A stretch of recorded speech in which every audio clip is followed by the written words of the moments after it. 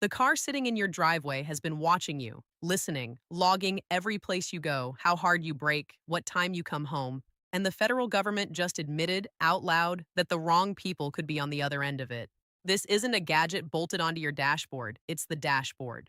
Cameras, microphones, GPS, a cellular link that never sleeps. Your car stopped being steel on wheels a long time ago and quietly became a computer that happens to carry you around, a rolling sensor that knows more about your day than your phone does. And on March 17th, 2025, Washington made it official. The Commerce Department's Bureau of Industry and Security, that's BIS, finalized a rule published at 90 Federal Register 5360 banning the connected car hardware and self-driving software built by companies tied to China or Russia. Software bans hit model year 2027, hardware bans hit 2030. And there's one sentence the Commerce Secretary said out loud about what these cars could do all at once, and then mostly stopped repeating. Because here's the thing about how they sold this ban. They called it targeted, they called it proactive. That word choice is doing an enormous amount of work. Here's what they actually outlawed. The rule targets two things. The first is the vehicle connectivity system, the telematics unit, the Bluetooth, the cellular, satellite, and Wi-Fi modules. In plain English, that's everything that lets your car talk to the outside world without asking you first. The second is the automated driving system, the software that can steer, accelerate, and brake a car with nobody's hands on the wheel. Ban those two things when they're built by a company with a sufficient nexus to China or Russia, and you've technically banned the threat. That's the theory, but the theory only works if the danger lives in the chip's passport, and it doesn't. Because the reason the government got scared enough to write this rule isn't that Chinese factories make uniquely evil hardware. It's what any version of this hardware can do. Collect a detailed record of your life, and in the worst case, take instructions from someone who isn't you, which is exactly the part the official language is built to step around. And that's where the framing gets slippery. The Commerce Secretary, Gina Raimondo, called the rule a targeted approach to ensure we keep PRC and Russian-manufactured technologies off American roads. Targeted, proactive, reassuring words for a rule that, read closely, is an admission. Strip the language down, and here's what's underneath. The United States government just formally declared that the connected car is a surveillance and control platform serious enough to regulate as a national security weapon. That's not a small thing to concede. But the fix doesn't touch the platform. It touches the nationality of the company that built one version of it. So they banned the flag on the chip. They didn't ban the capability inside it. And the capability, the cameras, the microphones, the location history, the always-on link, is sitting in tens of millions of cars right now, most of them with no connection to Beijing whatsoever. Which raises an uncomfortable question. Who's using it already? Because while Washington points at Beijing, the meter's already running a lot closer to home. And here's where it gets worse. In March 2024, a New York Times investigation exposed what General Motors had been doing with the data its cars collected. GM, through its OnStar Smart Driver feature, had been harvesting how customers drove, speed, hard braking, late-night trips, and selling it to data brokers named LexisNexis, LEKSys, and Verisk. Those brokers packaged it into driving scores and sold them to insurance companies who quietly raised people's rates. The scale, data from roughly 14 million vehicles. GM's take, about $20 million. One driver in California found his premium jumped after a broker report he never knew existed.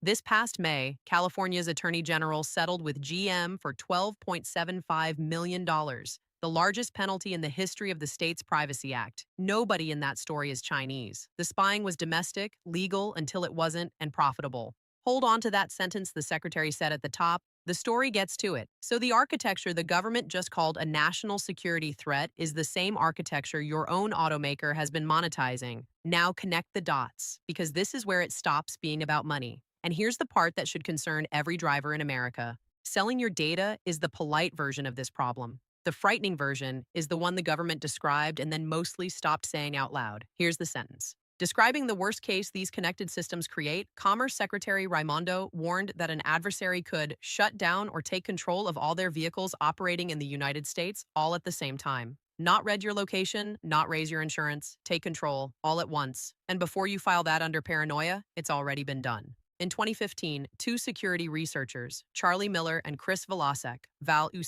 remotely hijacked a Jeep Cherokee while a journalist drove it on a St. Louis highway. From about 10 miles away, through the car's Uconnect cellular system, they ran the wipers, killed the radio, then cut the transmission and the brakes.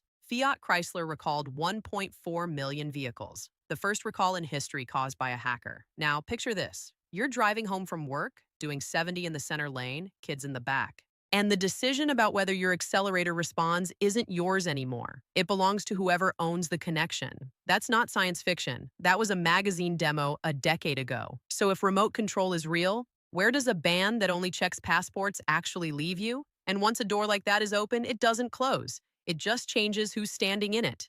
Today, the rule bans Chinese and Russian connectivity hardware and self-driving software. Tomorrow, the identical hardware, built by an approved company in an approved country, keeps collecting the identical data and keeps getting sold to brokers and insurers, exactly the way GM's did. Eventually, you arrive at the number that makes all of this permanent. By 2028, more than 180 million connected vehicles are projected to be on U.S. roads, close to one for every licensed driver in the country. That's the trap. The capability isn't being removed, it's being naturalized. Every new car is a node. And the rule the government just passed quietly confirms that these nodes are powerful enough to matter to national security, while leaving the nodes themselves in your garage. If you think the line gets drawn at China, you haven't been paying attention to who else has access. The 2015 hack used a cellular link, not a Chinese one. The GM data sale used American brokers, not foreign spies. The threat was never only the flag, it was the architecture, which is exactly what the defenders of this rule don't want to argue about. Supporters will say this is just smart security. And on its own terms, they have a point. Keeping an adversary's code out of the systems that steer two-ton machines is a reasonable thing for a government to do.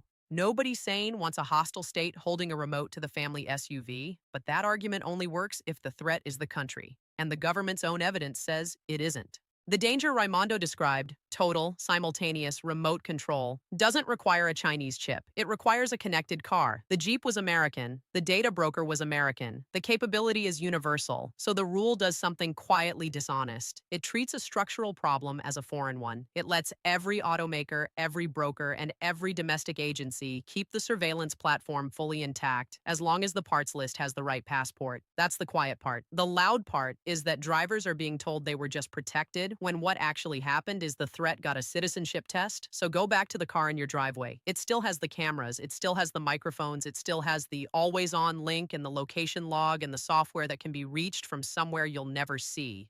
The ban didn't change any of that. It changed the nationality of one supplier.